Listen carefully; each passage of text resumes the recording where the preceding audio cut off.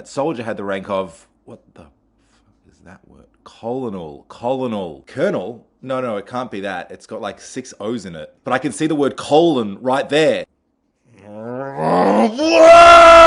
Story of the word colonel goes back to the time of beautiful architecture, humanist philosophy, and of course painting babies like hideous old men, Renaissance Italy. Now, alongside being masters of art and architecture, nepotism, and having gout, the Renaissance Italians of the 15th and 16th century were also Europe's masters of warfare. Renaissance Italy wasn't a unified country at the time. Instead, it was a series of city-states, all of whom were constantly making alliances with one another and going to war with one another in something that resembled the Real Housewives of Renaissance Italy. Everybody will know. Never Everybody go will near know. my husband. Everybody will know. Do you understand that? Everybody Never go after my husband. Now, unlike countries today, these city-states didn't have their own professional standing army. Instead, they would employ mercenaries, private standing armies who would fight for whomever paid them the most. Now, over time, these mercenary armies would begin to structure themselves into columns. The word for column in Italian is colonna. Put in charge of each of these columns was a high-ranking mercenary who got the name colonnello, leader of a small column. Not to be confused with the delicious Italian pastry, cornetto. And then this is where the French come in. It's always the French. The French were constantly interfering in Renaissance Italy with their own armies, and through all this French military engagement with the Italian peninsula at the time, the French actually adopted a whole bunch of military innovations and vocabulary from the Renaissance Italians, including the word colonnello, except they changed it a little bit. The French changed it to the word coronel. This process where we change the pronunciation of words where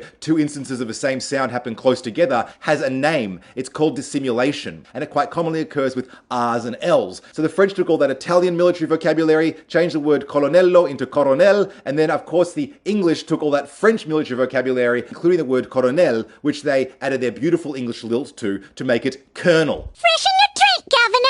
And at that time, the word was likely written with the letter R in it, similar to the French. However, in the late 16th century, when more Italian documents and treatises on war were being translated into English, we began returning to the original Italian spelling of the word, bringing the L back in. And essentially, we ended up in a situation where we were writing the words in a manner that was similar to Italian, but pronouncing it in a manner that was similar to the French, much to the confusion of everyone in English. So for me, the word colonel is the linguistic equivalent of taking a croissant and stuffing it with pasta. It's confusing and delicious in all the right ways. So that's the history of the word colonel.